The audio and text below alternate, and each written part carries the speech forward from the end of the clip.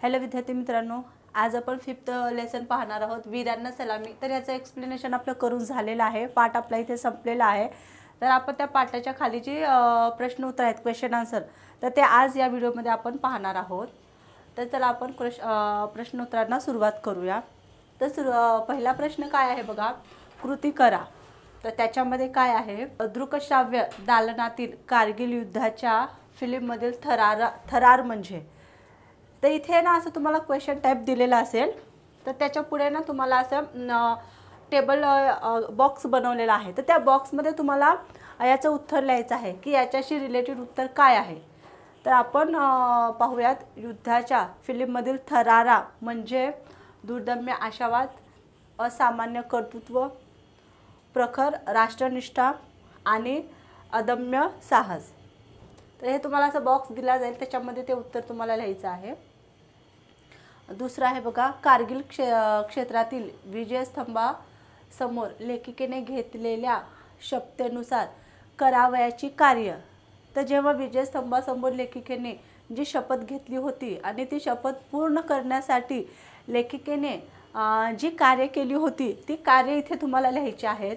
तर पहिलं कार्य काय केलेलं लेखिकेने पहा, शिस्त, निष्ठा, समर्पण व त्याग या मूल्यांना यथोचित न्याय देणे। दुसरं काम काय केलेलं, सैन्य दलातील वीरांचे भाट होऊन त्यांची कवने गाणे। पुढील 5 वर्ष नागरिकांना इथे आणून वीरांना सलामी देणे। पन्नादाईप्रमाणे सर्वसमावेशक मातृत्व अंगीकारणे। तर ही कार्य लेखिकेने केलेली होती शपथ घेतल्याच्या नंतर, तर ती तुम्हाला इथे लिहायची आहे। थर्ड काय बघा, लेखिकेने सांगितलेली शहरी जीवनाची वैशिष्ट्ये। तर लेखिकेने आपल्याला पाठामध्ये शहरी जीवनाची वैशिष्ट्ये सांगितली होती, तर ती आपल्याला लिहायची आहेत। आत्मकेंद्री आणि सेकंड संकुचित। पण काय बघा, लेखिकेने वर्णन केलेली भारतीय जवानांची वैशिष्ट्ये। तर इथे वरच्या प्रश्नामध्ये काय आहे की शहरी जीवनाची वैशिष्ट्ये, तिथे ते सांगायचे आहे। आणि इथे खाली काय आहे तर जवानांची वैशिष्ट्ये। याच्यामध्ये आणि याच्यामध्ये कन्फ्यूज होऊ नका, तो प्रश्न वेगळा आहे, हा प्रश्न वेगळा आहे।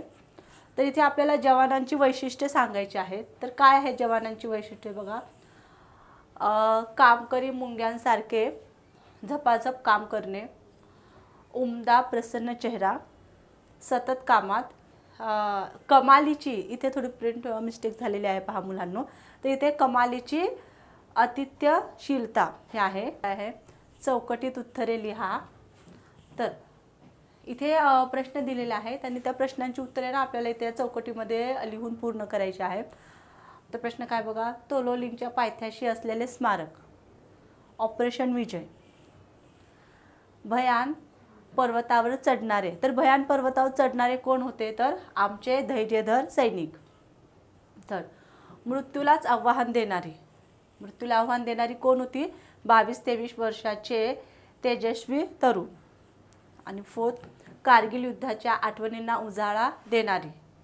तर कारगिल युद्धाच्या आठवणींना उजाळा कोण देत होता, जेव्हा लेखिका द्रासला निघाल्या होत्या बघा, द्रास आणि कारगिलला, तेव्हा त्याच्यासोबत जो लडाखी ड्रायव्हर होता ना, तो त्या 1999 साली जे कारगिल युद्ध झाले होते, तर त्या युद्धाच्या आठवणींना तो उजाळा देत होता। इथे तुमच्या पटकन लक्षात आलं पाहिजे, कारण आपल्या पाठाच्या सुरुवातीच्या पहिल्याच पॅरेग्राफमध्ये याचं उत्तर आहे।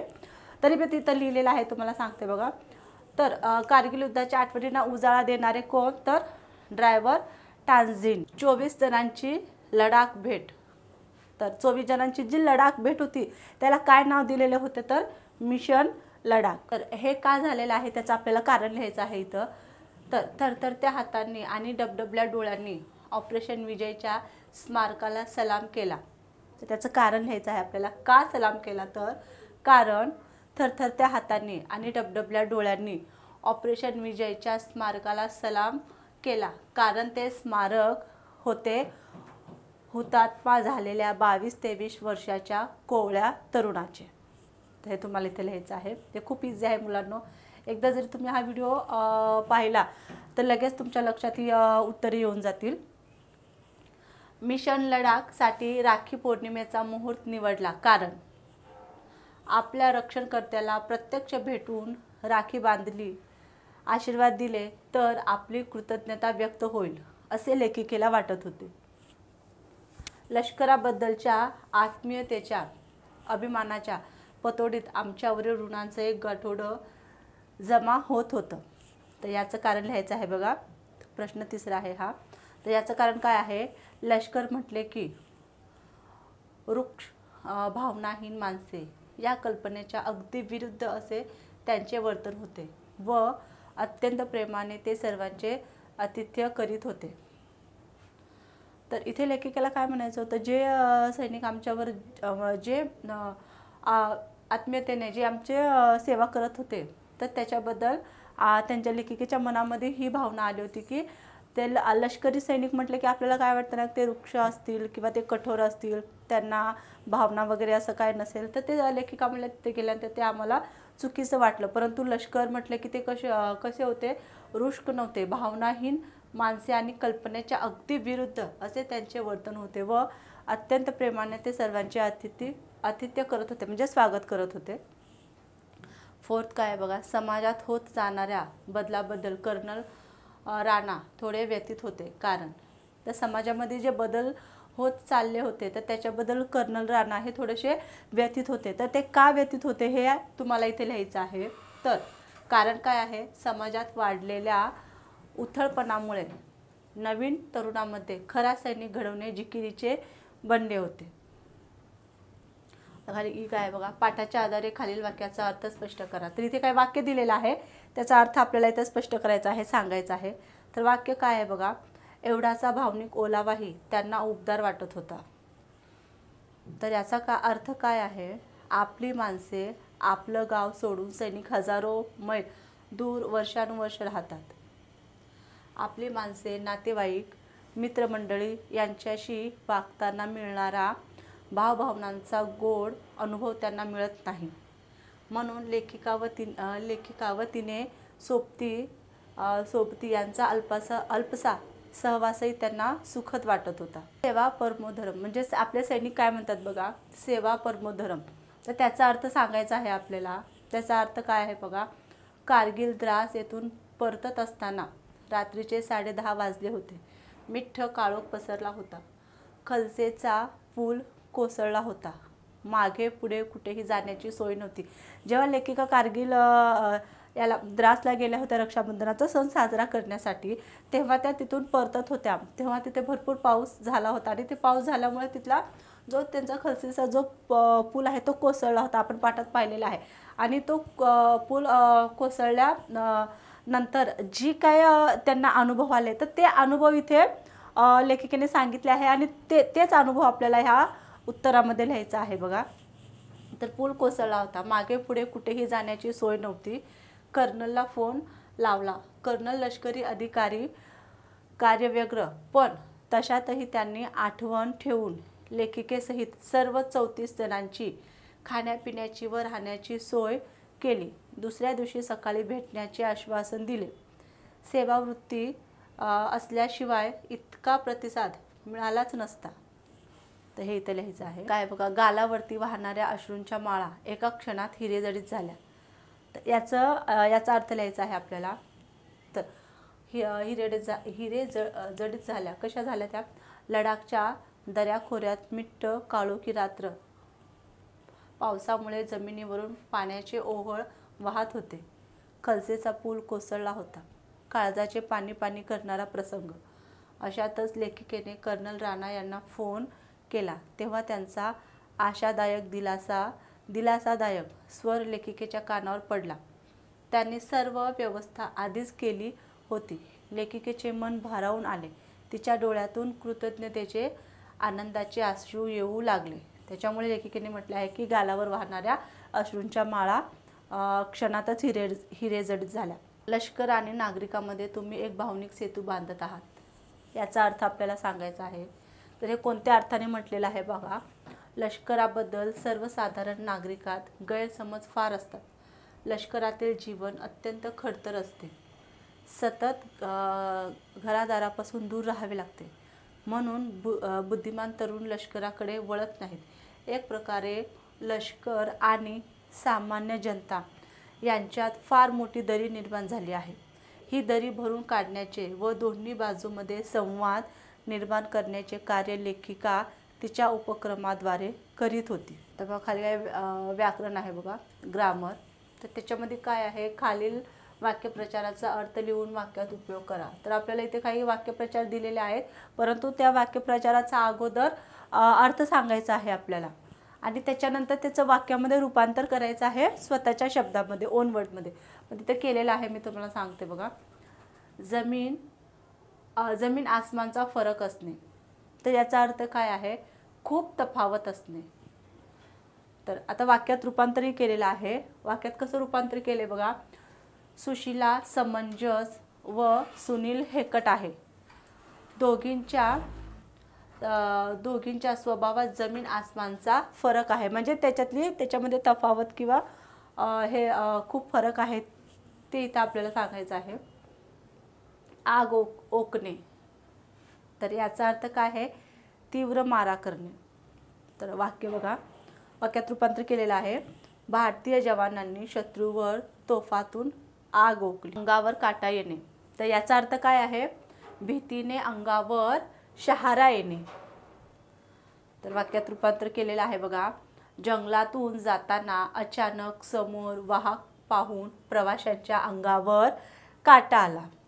तर तुम्हाला इथे वाक्यप्रचार सांगून अर्थ लिहा आणि वाक्यात रूपांतर करा असं सांगितलं तर सुरुवातीला ते वाक्य लिहायचं, त्याचा अर्थ लिहायचा आणि नंतर खाली वाक्य म्हणून पुढे त्याचं वाक्यात रूपांतर करून लिहायचं. खालील तक्ता पूर्ण करा. इथे बघा तक्ता दिलेला आहे. त्या तक्त्यामध्ये काय आहे, सुरुवातीला वाक्य आहेत, नंतर वाक्य प्रकार आहे, म्हणजे वाक्याचा कोणता प्रकार आहे ते आपल्याला इथे सांगायचं आहे आणि नंतर बदलासाठी सूचना, म्हणजे ते वाक्य नंतर दुसऱ्या अर्थाने आपल्याला इथे लिहायचं आहे. तर बघा पहिलं वाक्य काय आहे, जमेल का हे सारं आपल्याला. हा वाक्याचा कोणता प्रकार आहे तर प्रश्नार्थी वाक्य. इथे लक्षात एक सोपी ट्रिक आहे बघा मुलांना. इथे प्रश्न चिन्ह जर असेल तर ते वाक्य कसं आहे, प्रश्नार्थी वाक्य आहे. तर याच्यामध्ये बदलासाठी सूचना काय सांगितली आहे तर हे जे प्रश्नार्थी वाक्य आहे त्याला तुम्हाला विधानार्थी वाक्य करायचं आहे. तर विधानार्थी वाक्य कसं करता येईल बघा. तर आपण करूयात. हे सारं आपल्याला जमेल. मार्क काढून टाकायचा आहे आपल्याला आणि काय लिहायचं आहे, हे सारं आपल्याला जमेल असं ह्याचं विधानार्थी वाक्य करायचं आहे. तर सेकंड काय आहे बघा, तुम्ही लष्कराचं मनोबळ खूप वाढवत आहात. हा वाक्याचा कोणता प्रकार आहे, विधानार्थी वाक्य आहे. म्हणजे एक विधान केलेलं आहे तर ते विधानार्थी वाक्य आहे आणि त्याचं आपल्याला काय करायचं आहे, उद्गारार्थी वाक्य करायचं आहे. तर इथं उद्गारार्थी वाक्य केलेलं आहे बघा. किती वाढवत आहात तुम्ही लष्कराचं मनोबल. आणि हे उद्गारार्थी जे चिन्ह आहे ना तर ते तिथं तुम्ही लावायचं आहे. जर तुम्ही फक्त वाक्यच बनवलं आणि हे चिन्ह जर नाही लावलं, हे साईन जर नाही लावलं तर हे वाक्य तर तुमचं चुकीचं धरलं जाईल. त्याच्यामुळे विधानार्थी वाक्य बनवायचं आणि त्याच्यानंतर हा त्याला साईन पण लावायचा. उद्गारार्थी वाक्य बनवल्याच्या नंतर तुम्हाला इथं उद्गारार्थी चिन्ह लावणं गरजेचं आहे. जर तुम्ही तसं नाही लावलं तर ते तुमचं तिथं चुकीचं मानलं जाईल. थर्ड काय आहे बघा, यापेक्षा मोठा सन्मान कोणताही नव्हता. आता नव्हता, नाही, नको हे काय आहे तर नकारार्थी शब्द आहेत. तर मग ते वाक्याच्या शेवटी जर नको, नाही, नाही करणार हे असे जर शब्द आले तर ते कसे आहेत, नकारार्थी आहेत. तर आपल्या लगेच लक्षात यायला पाहिजे, नव्हता असा शब्द इथे आला तर हे वाक्य कसं असणार आहे, नकारार्थी वाक्य. मग याचं आपल्याला काय करायचं आहे, प्रश्नार्थी वाक्य करायचं आहे. तर आपण प्रश्नार्थी वाक्य कसं करू शकता बघा. यापेक्षा मोठा सन्मान कोणता होता का. होता का म्हणजे हेच काय झालं, आपण कोणाला तरी प्रश्न विचारतो आहेत, म्हणजे हे कसं असं लिहून तयार करायचं. आणि जेव्हाही आपण प्रश्नार्थी वाक्य लिहून तयार करतो तर त्याला क्वेश्चन मार्क लावणं गरजेचं आहे.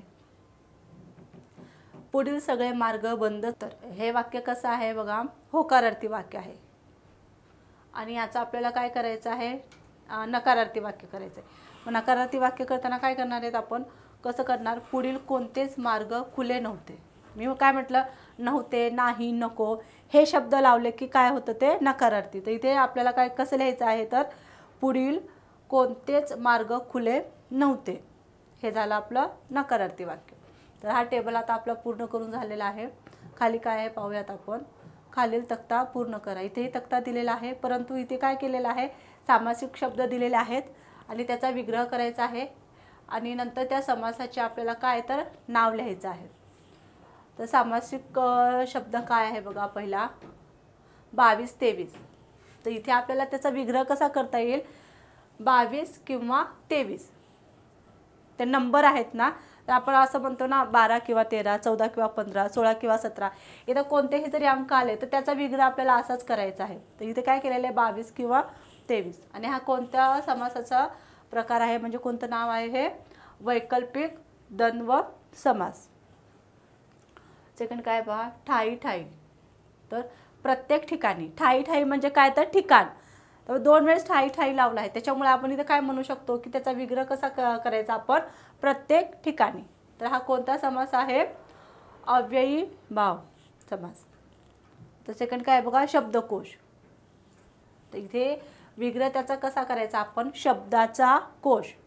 आणि हा कोणता समास आहे तर विभक्ती तत्पुरुष समास. आणि चौथा आहे यथोचित.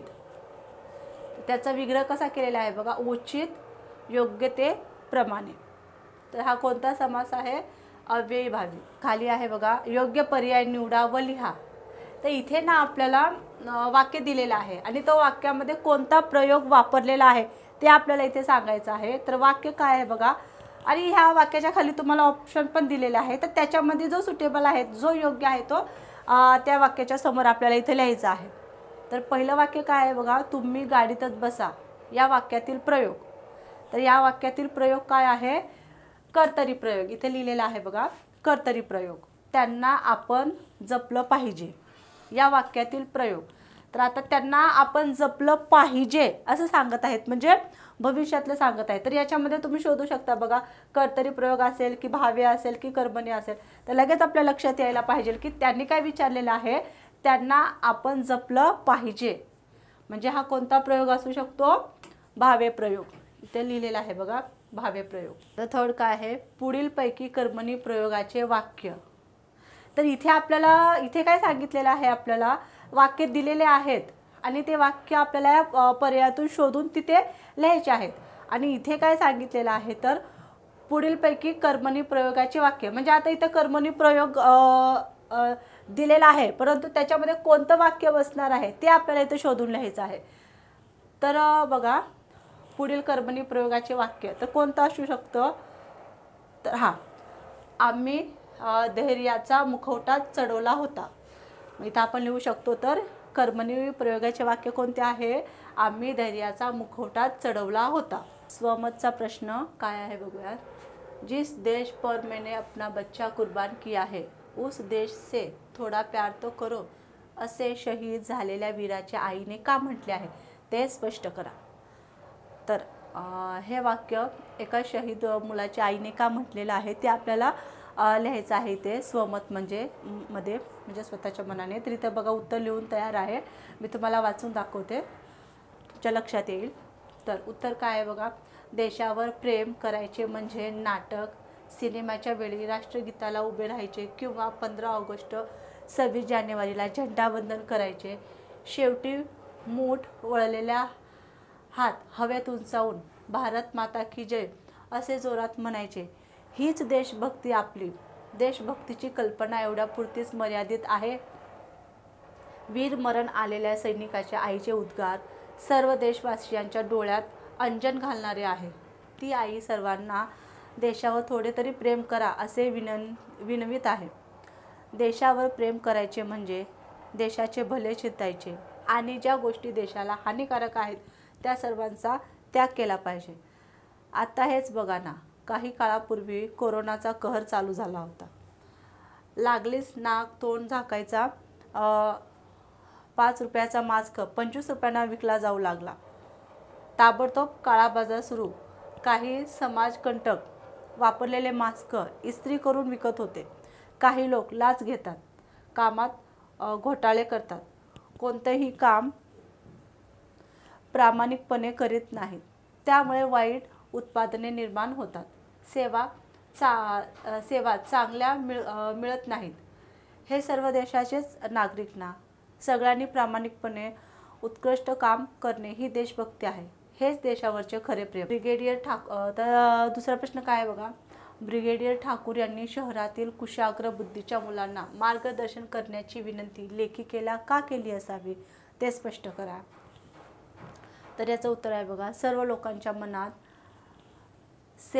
सेना दलाविषयी गैरसमज फार आहेत आणि परकीयांचे आक्रमण होते त्यावेळी सेना दलाबद्दल अफाट प्रेम आणि अभिमान उफाळून येतो. म्हणजे जेव्हा फक्त देशावर संकट येतं तेव्हाच आपल्या लक्षात येतं की आपले सैनिक खूप चांगले आहेत, ते देशाची खूप मदत करत आहेत आणि आपले रक्षण करत आहेत, सैनिक आहेत म्हणून आपण आहोत. मग सैनिक नसतील तर आपलं कसं होईल, हे फक्त आपलं तात्पुरता भ्रम आहे किंवा तात्पुरतंच आपण बोलत राहतो की जेव्हा देशावर संकट येतं तेव्हा. परंतु इतर वेळेस आपल्याला हे लक्षात येत नाही की आपले सैनिक तिथं सरहदीवर आहेत, सीमेवर आहेत आणि ते आपल्यासाठी लढत आहेत, आपलं रक्षण करत, हे आपलं लक्षात येत नाही. आपलं कसं फक्त फक्त आपल्या देशावर जेव्हा परकीयांचं आक्रमण होतं तेव्हाच आपल्याला देशप्रेम आपलं उफाळून येतं किंवा सैन्याबद्दल आपल्याला आदर वाटतो. नाही तर इतर वेळेस सैन्याबद्दल आपल्या मनामध्ये खूप गैरसमज आहेत आणि तेच इथं आपल्याला सांगायचे आहेत बघा. अभिमान उफाळून येतो पण गैरसमज वितळून जात नाही. म्हणजे तेवढा पुरतच आपल्याला अभिमान वाटतो, परंतु नंतर तो आपला जो गैरसमज आपण मनामध्ये जो पक्का करून ठेवलेला आहे तर तो कसा आपला वितळून जात नाही, म्हणजे तो दूर होत नाही आपला. पुढे काय बघा, मुलांनी आपले शिक्षण पूर्ण करीत आणले की भविष्याचा विचार सुरू होतो. म्हणजे आपलं शिक्षण पूर्ण करीत आपण आलो तर पुढे काय, मग आपल्याला भविष्याचा विचार येतो. म्हणजे आपल्याला कोणती डिग्री घ्यायची आहे किंवा आपल्याला कोणत्या फील्डमध्ये जायचं आहे तर तो आपला विचार येतो. तर मग आपण कुठे जातो, तर जे कुशाग्र बुद्धीची मुले आहेत तर ते कुठे जातात, MBBS कडे किंवा IIM कडे किंवा BTech, MTech, BE, ME या अभ्यासाकडे ते डोळे लावून वाट बघत बसतात त्या अभ्यासाची. आणि मग बाकीचे विद्यार्थी काय, तर बाकीचे विद्यार्थी आपल्याला मजदुराप्रमाणे अभ्यासक्रम निवडतात. पण कोणीही, अगदी कोणीही मी सैन्य दलात जवान म्हणून जाईन, अधिकारी म्हणून जाईन असे म्हणत नाही.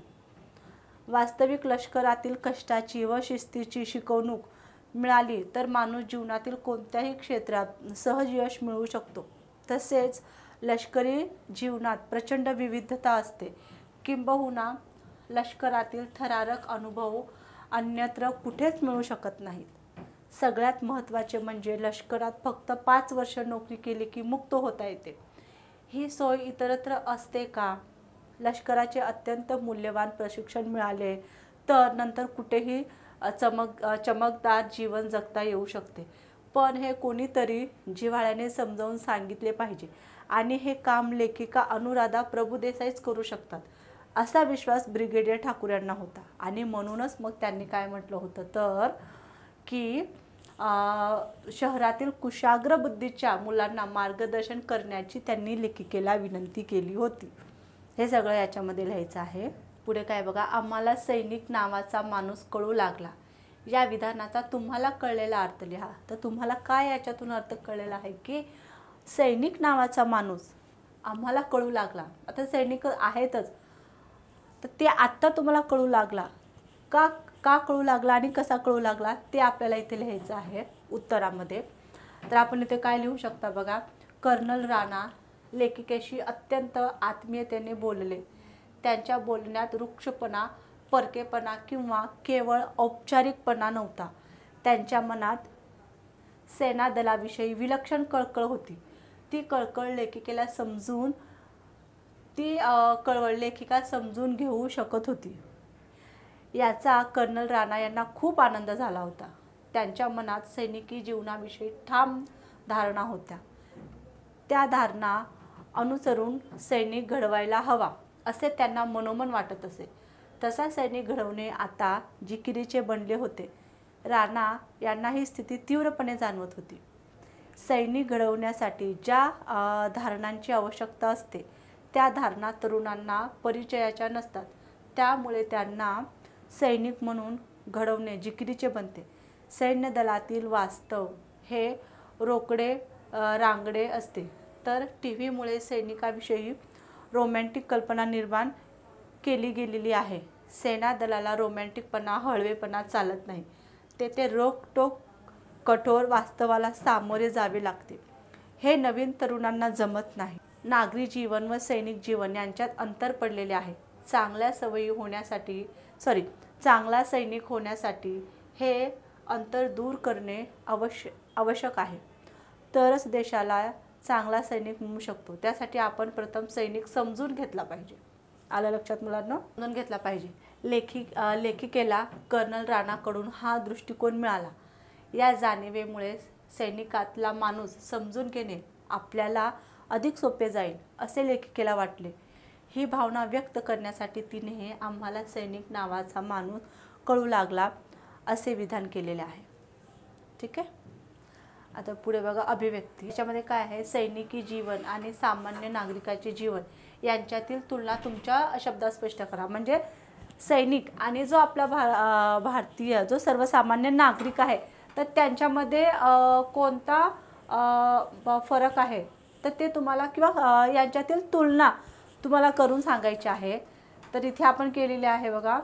तर उत्तरात आपण काय लिहू शकतो तर सैनिकाला स्वतःचे जीवन हजारो मैल दूर अंतरावर कुटुंबियापासून लांब राहून जगावे लागते. आता हे तर सगळ्यांनाच माहीत आहे की म्हणजे सैनिक जे आहेत तर त्यांना स्वतःच्या घरापासून दूर कुठेतरी मैलावर लांब सीमेवर राहून देशाचं रक्षण करावं लागतं.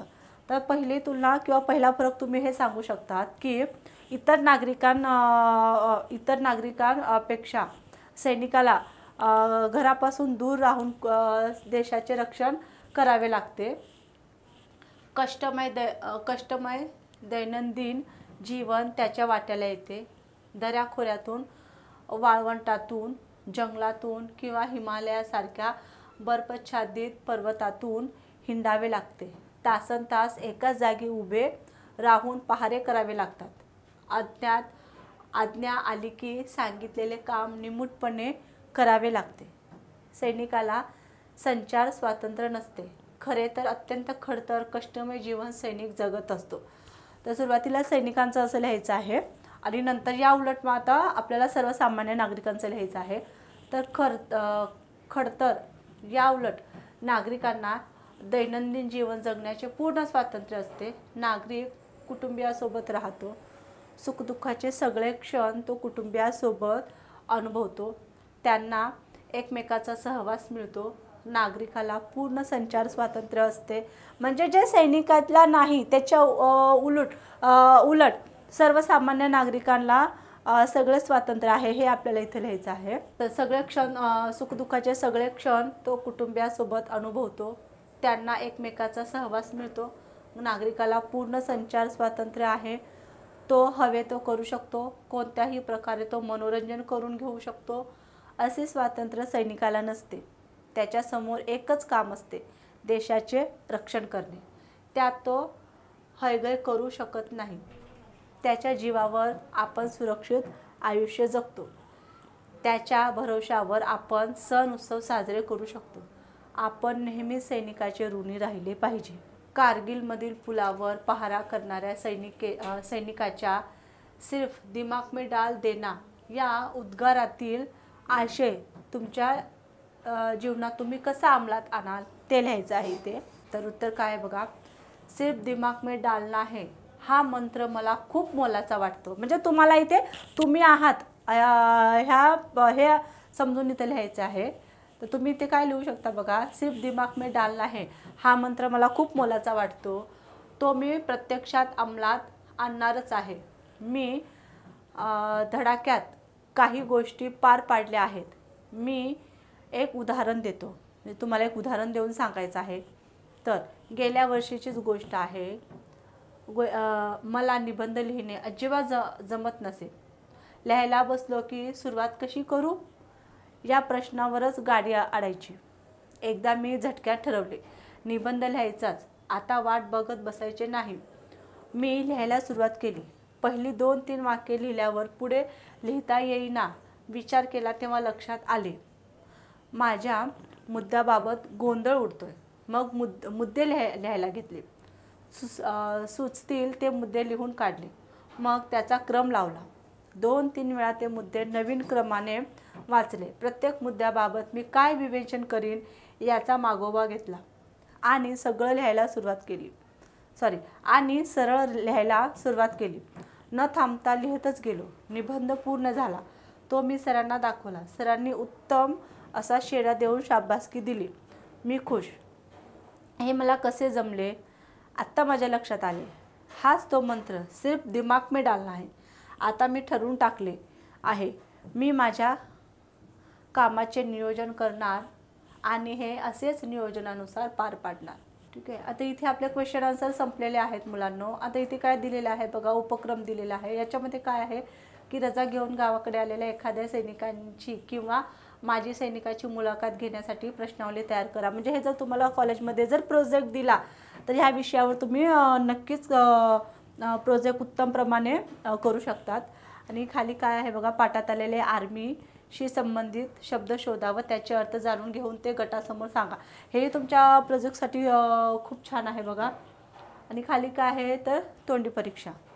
विजयस्तंभासमोर लेखिकेने घेतलेली शपथ हा प्रसंग तुमच्या शब्दात थोडक्यात सांगा. म्हणजे तुम्हाला जर हे करायचं असेल तर तुम्ही बुक रीडिंग करून हे सांगू शकतात. आणि मी सैनिक होणार या विषयावर 5 मिनिटाचे भाषण द्या किंवा मी सैनिक होईल या विषयावर तुम्ही निबंधही जरूर उत्तम प्रकारे लिहू शकतात. चला तर विद्यार्थी मित्रांनो, इथे आपले क्वेश्चन आन्सर पूर्ण करून झालेले आहेत. तर मी जे तुम्हाला उत्तर वाचून दाखवले किंवा जे उत्तर मी तुम्हाला सांगितले की ते तुम्हाला समजले असतील. आणि जर माझा हा व्हिडिओ जर तुम्हाला आवडला असेल तर त्याला लाईक करा, शेअर करा आणि चॅनलला सबस्क्राईब करा. माझा व्हिडिओ बघितल्याबद्दल थँक्यू.